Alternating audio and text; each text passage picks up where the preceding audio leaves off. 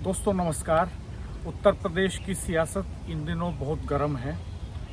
एक तरह से यूं कहें कि भूचाल है उत्तर प्रदेश की सियासत में, चूँकि 2027 के चुनाव बहुत करीब हैं और मोहम्मद आजम खान जो कद्दावर मुस्लिम नेता हैं उत्तर प्रदेश के ही नहीं पूरे देश में उनकी एक ख्याति है, उनकी एक पकड़ है। बहुत ज़बरदस्त वक्ता हैं, 10 बार विधायक रहे हैं, पार्लियामेंट में रहे हैं, अपने समय के बड़े नेताओं में शुमार रहे हैं आजम खान साहब। और 5 साल वो लगभग जेल में रहे, अभी हाल में 23 महीने बाद जमानत पर लौटे हैं। लेकिन उसके बावजूद उनका जलवा, उनका रसूख बरकरार है। और ये कल आप सबने देखा भी होगा कि किस तरह से वो एक काफिले के साथ जेल से आते हैं, किस तरह से पूरी मीडिया की, नेशनल मीडिया की लाइमलाइट वो खींचते हैं। यानी वो रिलेवेंट बने हुए हैं उत्तर प्रदेश की पॉलिटिक्स में। हमारे साथ सीनियर जर्नलिस्ट शादाब रिजवी साहब हैं। शादाब साहब लंबे समय से वेस्टर्न यूपी और एनसीआर के इलाके में जर्नलिज्म कर रहे हैं और मुस्लिम मामलों पर खास पकड़ रखते हैं, सियासत की नब्ज को करीब से पहचानते हैं, बारीकी से पहचानते हैं। सर, आपका हमारे चैनल पर स्वागत है। नमस्कार। जी, माहौल गर्म है। किस तरह देख रहे हैं आप इसको इस समय? दरअसल नवीन जी, जो मौजूदा पॉलिटिक्स है, पॉलिटिक्स तो हालांकि लगातार गर्म ही रहती है, लेकिन अब खासकर हम आज़म खान के क्योंकि मुद्दे की बात कर रहे हैं और आज़म खान के जब नाम आता है तो उनकी बात का लहजा, उनकी धारदार बात करने का तरीका, उनके सामने वाले को एक तरह से सम्मोहित करना या बेचैन कर देना, ये उनके जो तरीका है वो अपने आप में हर कोई जानता है। और अब वो जब जेल से छूटे हों, चाहे जेल गए हों और चाहे जेल से छूटे हों, दोनों माहौल में सियासत चरम पर पहुंची, जिसे आप सियासत को गर्म कह सकते हैं। अभी जब आप आज़म खान के बारे में बात करें तो सियासत में बदलाव ना हो ये मुमकिन नहीं। अब बदलाव क्या होगा, कितना होगा, कैसा होगा, कब होगा, ये हमें देखना है, इस पर हमें नज़र रखनी है और पैनी नज़र रखनी है। अब कोई कहता है पंचायत चुनाव की बात करता है, कोई 2027 की बात करता है, आज लगातार कोई 2029 तक जा रहा है, कोई सियासी दलों में बदलाव की बात कर रहा है, कोई नए ठोर ठिकाने की बात कर रहा है, कोई नए दलों में उनकी नई भूमिका की बात कर रहा है। लेकिन इससे बड़ी बात, इससे बड़ा सवाल ये है कि आज़म खान को जो है आने वाले खुद के अपने मुस्तकबिल के लिए, अपने वजूद के लिए, अपने किरदार के लिए, अपनी मैसेज देने के लिए उनको कहाँ खड़ा होना है, ये तय उन्हें करना है, क्योंकि कयास तो सियासत में लगते ही रहते हैं। अब इसमें रविंद्र जी पे सबसे बड़ा बात जो है, आज अभी उनके आने से कई दिन पहले से जो है पहला चर्चा चली सियासत में कि वो बहुजन समाज पार्टी में चले जाएंगे। यहाँ तक भी लोगों ने दावे कर दिए कि साहब उनकी वाइफ और उनके बेटे जो हैं वो दिल्ली में जाके मायावती से मिल आए। और इसके अलावा जो है दूसरे चर्चाएं होगी कि साहब चंद्रशेखर आज़ाद जो आज़ाद समाज पार्टी के अध्यक्ष हैं और दलित चेहरा उनको नया उनको कहा जाता है यूथ का, साहब वो जेल में मिल आए, कई बार घर हो आए, वो उनके साथ भी उनकी सरपरस्ती कर सकते हैं। बात यहाँ तक भी चली कि साहब कांग्रेस से उनकी नज़दीकी हो सकती है, क्योंकि कांग्रेस को आज की तारीख में जो है किसी मुस्लिम और बड़े चेहरों की ज़रूरत है, ख़ासकर उत्तर प्रदेश में। भले नेशनल सिनेरियो में कांग्रेस मजबूत हो, लेकिन उत्तर प्रदेश में भी रसातल की तरफ ही उसको माना जाता है। तो अखिलेश उसको आज़म साहब को हर कोई चाहता है। इवन मैं तो ये कहता हूँ कि AIM भी जो है चाहेंगे कि वो उनके साथ लग जाएं। लेकिन इसमें दम यूँ कम नज़र आता है कि उत्तर प्रदेश की खासकर सियासत में अपना बड़ा नाम रखने वाले, हालांकि देश में है जो आपने पहले कहा था, उसमें समाजवादी पार्टी की सियासत 80% मुस्लिमों पर है और आज़म खान एक मुस्लिम चेहरा है। और आज़म खान अगर समाजवादी पार्टी के साथ रहेंगे और समाजवादी पार्टी अगर आज़म खान को अपने साथ रख के और बड़ा नाम रख के साथ चलेगी, तो कहीं ना कहीं, जहाँ तक मैं मानता हूँ, और जो आज तक के हालात हैं राजनीतिक, वो उन दोनों का पूरक जो है अभी समाजवादी पार्टी और आज़म खान है। और जो उसके दिगर सवालात हैं, कहाँ जाना है, उसके अभी दूसरी बातें जब आप करेंगे तो कहीं से निकल के आएंगे। एक थ्योरी ये आ रही है कि आजम खान साहब को चुनाव के पहले, 2027 के पहले, बाहर देखने में बीजेपी कंफर्टेबल थी। और इस थ्योरी के मानने वालों का कहना है कि आजम साहब अब उस तरफ जाएंगे जिस तरफ बीजेपी का इशारा होगा। लोग तो यहाँ तक भी कहते हैं कि इसके पीछे कोई डील हुई है। देखिए बहुत बिल्कुल सही बात है। ये तमाम सवालात जो हैं सियासत के सिनेरियो में तैर रहे हैं, लेकिन देखिए एक तो बड़ी बात यह है कि अगर हम ये सवाल उठा रहे हैं तो हमें सबसे पहले हम यह है कि कहीं ना कहीं जुडिशरी का ही सवाल उठा रहे हैं। क्योंकि देखिए ये सारी चीज़ें प्रक्रिया हुई हैं वो जुडिशरी वाली प्रक्रिया हुई है। दो पहलू हैं इस सवाल के, दो जवाब हैं। एक जुडिशरी वाली बात, तो जो जुडिशरी वाले निर्णय हैं हम उनमें अगर किसी की इन्फ्लुएंस वाली बात करें तो शायद ये उनके अधिकार क्षेत्र पर एक अतिक्रमण होगा और ये सही भी नहीं होगा। अदालत की हम इसे अवमानना भी कह सकते हैं। रही बात बीजेपी की या दूसरे दलों की, तो बीजेपी देखिए 100% चाहेगी, वो सत्ता से बाहर होना क्यों चाहेगी, वो 2027 में क्यों नहीं हैट्रिक लगाना चाहेगी, क्योंकि बीजेपी चाहेगी कि जो भी कमज़ोर कड़ी है, चाहे वो इंडिया गठबंधन को कमज़ोर करने के लिए, तो वो उसको कहीं ना कहीं कमज़ोर करेगी। और आज की तारीख में आज़म खान समाजवादी पार्टी के पहले से बड़े चेहरे हैं और आने के बाद जो सिंपैथी उनके साथ है, खासकर मुस्लिम की, और मुस्लिम चेहरा होने के बाद, और समाजवादी पार्टी के उन लाखों लाख समर्थकों की जो गैर मुस्लिम भी हैं, अब जिनको वो टिकट दिलाते रहे हैं, जिनके उनके धुर विरोधी भी वो कहते रहे, अभी भी कहते हैं, तो वो कहते हैं कि साहब उन्होंने बहुत से MP MLA बना दिए, तो कहीं ना कहीं उनके साथ हैं। तो उन सब लोगों की जो सिंपैथी उनके साथ है, तो उनको अपने साथ रखने के लिए समाजवादी पार्टी को बहुत मेहनत करनी है। और भारतीय जनता पार्टी, रविंद्र जी, हर हालत में डॉक्टर साहब ये चाहेगी कि वो कहीं ना कहीं ऐसा कदम उठाएं कि वो जो समाजवादी पार्टी के वो जख्म जो हैं सामने लेकर आएँ, जो आम तरीके से आम आदमी को ये दिखते हैं कि कहीं ना कहीं समाजवादी पार्टी उनके साथ खड़ी नहीं रही है। तो वो भारतीय जनता पार्टी लोगों को दिखाने की कोशिश करती है और वो इसको गर्म रखना चाहती है। लेकिन मैं ऐसा मानता हूँ कि भारतीय जनता पार्टी के जो 3 पहलू हैं, एक पहलू समाजवादी पार्टी ने आदम के साथ न्याय नहीं किया, उनके साथ खड़ी नहीं हुई।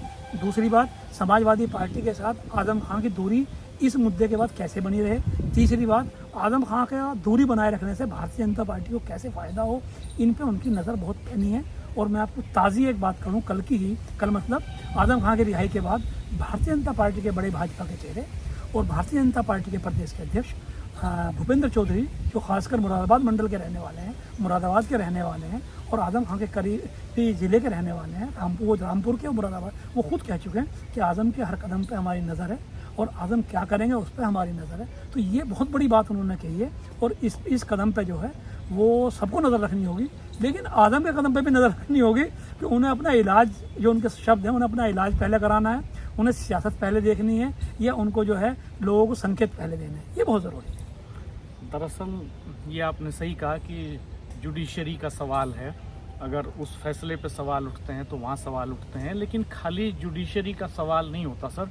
आपने तो क्राइम भी लंबे समय देखा है, पुलिस जो केस डायरी बनाती है, जो कहानी बुनती है, एक बेल होने के बाद जब एक हियरिंग हुई, बेल होने के करीब आया तो नए मुकदमे और 100 से ज़्यादा मुकदमे आजम के ऊपर 104 मुकदमे लगाए गए। इस तरह से सिलसिलेवार, जब भी लगा कि अब बेल हो सकती है तभी कुछ नए मुकदमे आ गए। ये सिलसिला अब रुक गया। तो ये सिलसिला रुका कहीं ना कहीं पुलिस की वजह से। जो प्रशासनिक मशीनरी है, पुलिस की मशीनरी है, जो डायरेक्ट सरकार के कंट्रोल में होती है, वो कहीं ना कहीं उसका सॉफ्ट कॉर्नर हुआ, इसीलिए शायद ये रुका। हाँ, ये हम बिल्कुल इस बात को उठा सकते हैं, ये बात कह भी सकते हैं, क्योंकि जो लोग चर्चा कर रहे हैं वो इन्हीं कुछ संकेतों पे कर रहे हैं। जैसे लगातार सारे मुकदमे में उनको रिलीफ मिल जाना, जैसे उनको अभी जिस दिन ज़मानत हुई उस दिन ही एक केस में सप्लीमेंट्री चार्जशीट अदालत में दाखिल करना और 3 धाराएं बढ़ा देना, लेकिन 11th आवर पे बाद में फिर उनमें जो है चार्ज ना बनना, है ना। तो ये जैसे कल आदम खान जब आए तो उन्होंने जब अपनी भीड़ को या उनके समर्थकों के जब लोग आए तो वहाँ की पुलिस और सीनियर अफसर ने जब उनको रोकने की कोशिश की तो आदम खान ने पुराने तेवर में उनको जो है उस अफसर को, खासकर मेरे ख्याल से वो डिप्टी SP थे, उनको जो है अपने उसी तेवर में जो है उनको रोक देना, उनको जो है उन्हीं शब्दों का इस्तेमाल करना जो थे उनके तीखे शब्द होते थे। उसमें अन्य ऐसी मामलों में उनके अब तक कई मुकदमे हो चुके हैं और इसी में पहला मुकदमा जब उन्होंने वहाँ के DM और राज्य के कमिश्नर को कहा था 2019 में, उसी के बाद उन्हें मुकदमों का सिलसिला शुरू हुआ इसी तीखे सवाल से। तो ये कुछ सवाल, लेकिन कल कोई मुकदमा नहीं। हाँ, यही सवाल हैं जो लोगों को चर्चा को बल दे रहे हैं कि कहीं ऐसा तो नहीं सॉफ्ट कॉर्नर है। जब वो सीतापुर जेल से रामपुर के लिए निकल रहे थे तो उनके काफिले में शामिल गाड़ियों का चालान किया गया, जुर्माना लगाया गया उनके ऊपर, और कई लोगों ने उस समय मैं देख रहा था लगातार ट्विटर पर बना हुआ था, सोशल मीडिया प्लेटफॉर्म्स चेक कर रहा था, तो लोग इस तरह की बातें लिख रहे थे। ट्रेंडिंग में थे आजम खान और लोग ये लिख रहे थे कि आजम खान जब सही सलामत घर तक पहुंच जाएं तब मानिएगा, हो सकता है बीच में कुछ और FIR दर्ज हो जाएं और घर तक ना पहुंचने पाए, वापस जेल चले जाएं। तो ऐसा तो नहीं हुआ। ऐसा नहीं, यही चर्चाएं जो है ज़्यादा बल मिलते हैं कहीं ना कहीं। जो लोग, चाहे वो विरोधी कहिए चाहे वो सच्चाई कहिए, चर्चाओं में, क्योंकि जब तक हो ना जाए तो उसे सही नहीं कह सकते, चर्चा होती है। तो उसमें बीजेपी की कहीं ना कहीं आप उसे डील नाम शब्द दे सकते हैं।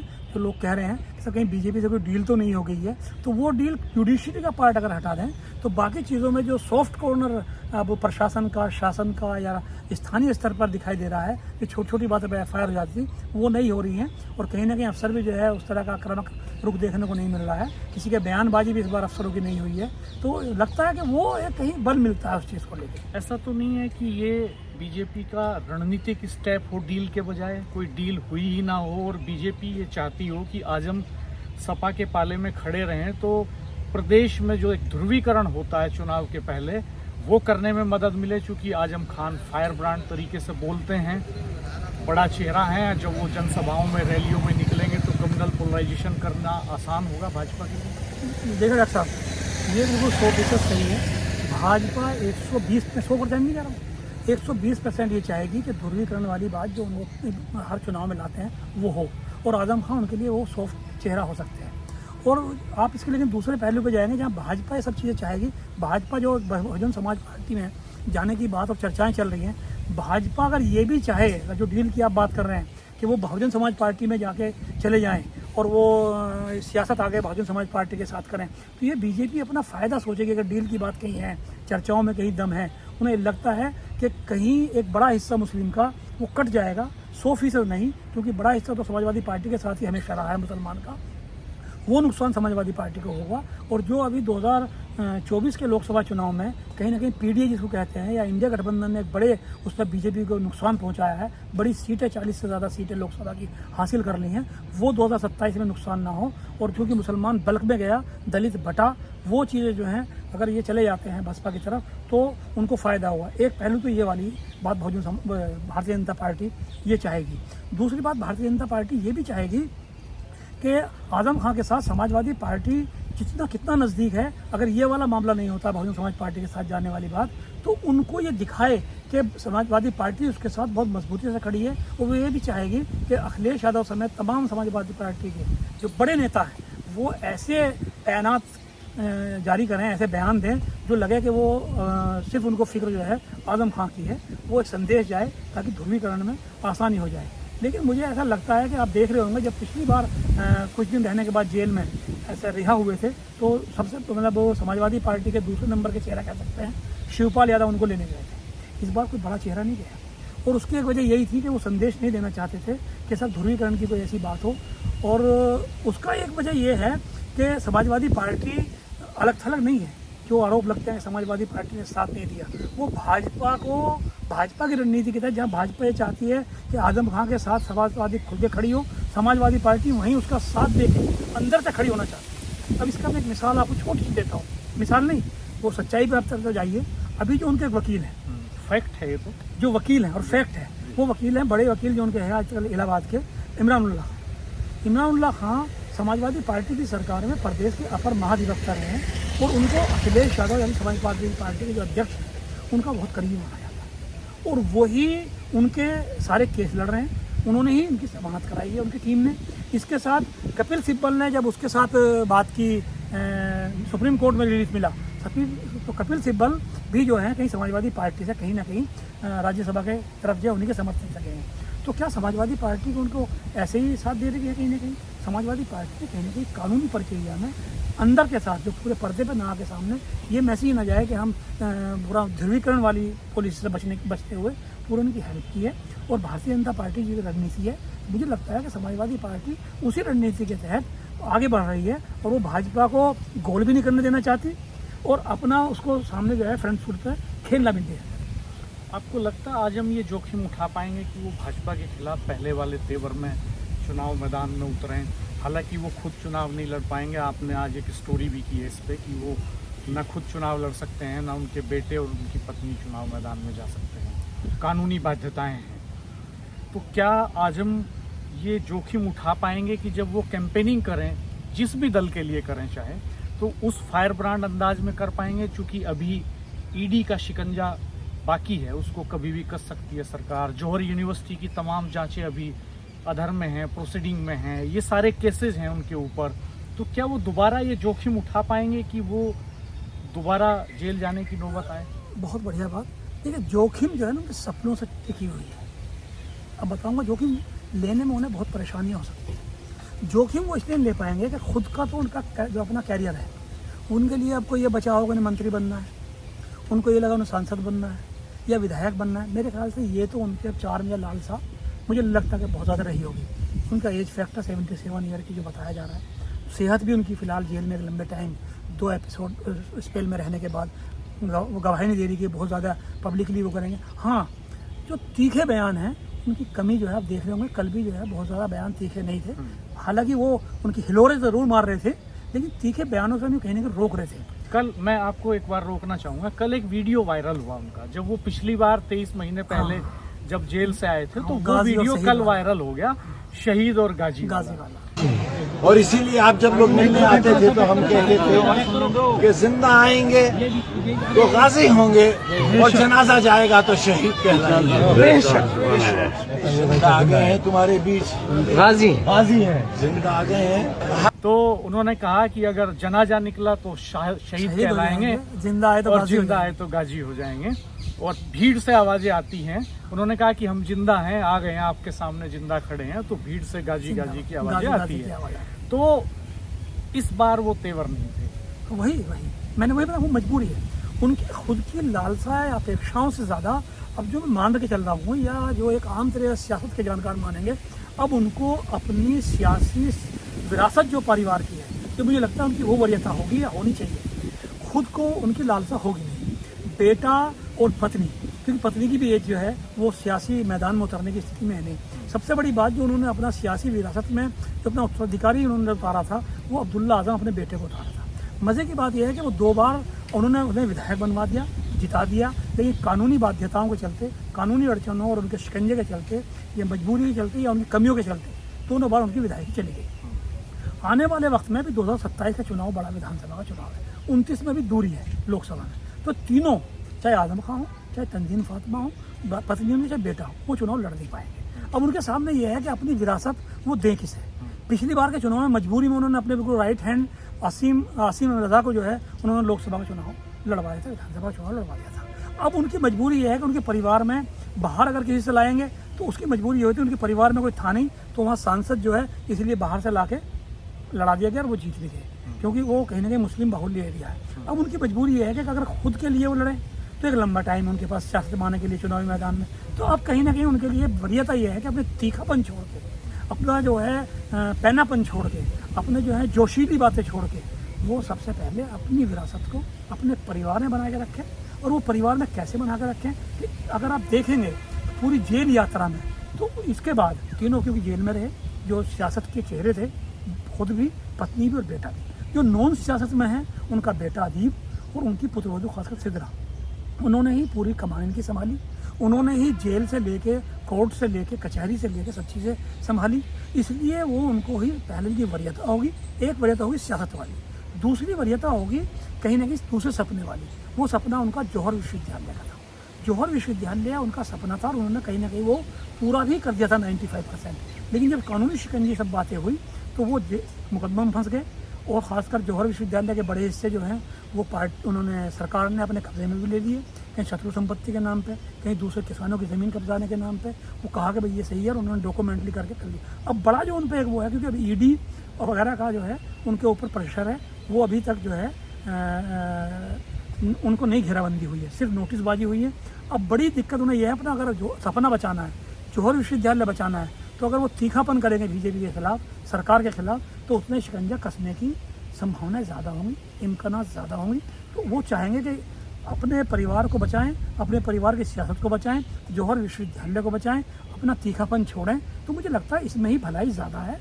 और अब वो समाजवादी पार्टी के लिए या बीजेपी के लिए पक्ष और विपक्ष में ज़्यादा अपना एग्रेसिव हो जाएं, वो उनका नुकसान भी हो सकता है। यानी ये जो तथ्य आप रख रहे हैं, इनसे इस बात को बल मिल रहा है कि वो कहीं ना कहीं उनकी डोर अब बीजेपी भाजपा के हाथ होने वाली है। अगर वो सपा में बने रहते हैं तो भी भाजपा की कंसेंट से रहेंगे, और अगर वो दल बदलते हैं या कोई नया दल बनाते हैं तो भी कहीं ना कहीं स्क्रिप्ट जो है भाजपा के हेडक्वार्टर में लिखी जा रही है। आप ये ऐसा देखो कह ना, रहे हैं। आप ये समझो, बिल्कुल सही कह रहे हैं आप, ये समझो ना, वो बरी नहीं हुए, वो जमानत पे हैं।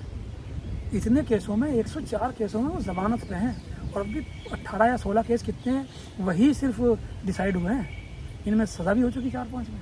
तो अभी तो 100 केस या 80 केस या 90 केस जो हैं उन्हें लड़ना है। अभी तो कानूनी लड़ाई में उन्हें अदालत और घर के चक्कर इतने लगाने पड़ जाएंगे कि शायद उन्हें सियासत के वास्ते समय निकालने के लिए बहुत कम वक्त मिलेगा।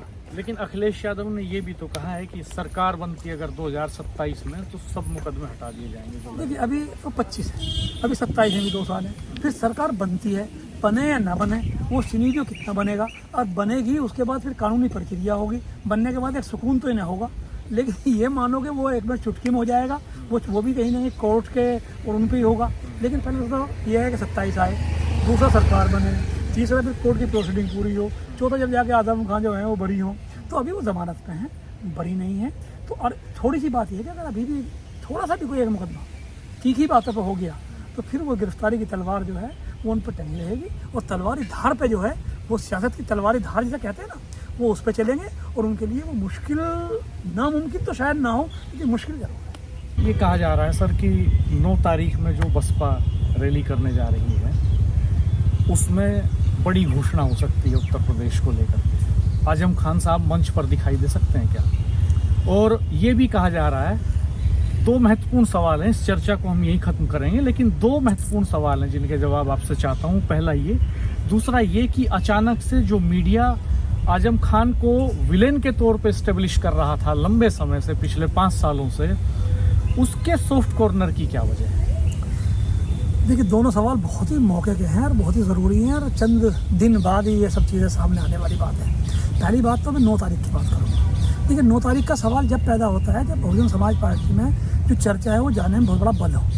तो एक तो ये है कि उस बल में थोड़ी कमज़ोरी है, और आजम खान ऐसा छोटा चेहरा नहीं है कि वो इतनी जल्दी से जो है वो बहुजन समाज पार्टी में चले जाएँ या कुछ चीज़ें हो जाएँ। हाँ, अगर बहुजन समाज पार्टी में कोई पटकथा लिखी हुई जा रही है तो उस पटकथा के लिए 9 तारीख से बड़ा कोई जगह नहीं होगी, क्योंकि लाखों की संख्या में उनका दावा है, लाखों की संख्या में इतने बड़े चेहरे को जाना चाहिए। लेकिन इसमें कमज़ोरी कहाँ आ रही है 9 तारीख में जाने में या वहाँ चेहरा दिखाने में, कि अभी तक जब ये बात आई कि बहुजन समाज पार्टी में जा रहे हैं तो उनकी वाइफ, और ये दावा किया गया कि उनकी पत्नी और बेटा जो अब्दुल्ला और तंजीम मायावती से दिल्ली मिल आए हैं। तो देखिए एक बयान आ गया है कि हम पिछले 4-5 महीने में दिल्ली ही नहीं गए, तंजीम साहब की तरफ से उनकी पत्नी। तो इसमें थोड़ा सा फिर एक ब्रेक लगा, तो हमें उसमें एक शक पैदा हो रहा है कि 9 तारीख वाली बात, क्योंकि बहुजन समाज पार्टी में जाने वाली बात जब डिनाई हो जा रही है तो फिर शामिल होने वाली बात कहाँ से आ जाती है। और अगर हाँ कहीं इस बात में जो सियासत, क्योंकि परिवर्तन का खेल है, संभावनाओं का खेल होता है, कोई इस पर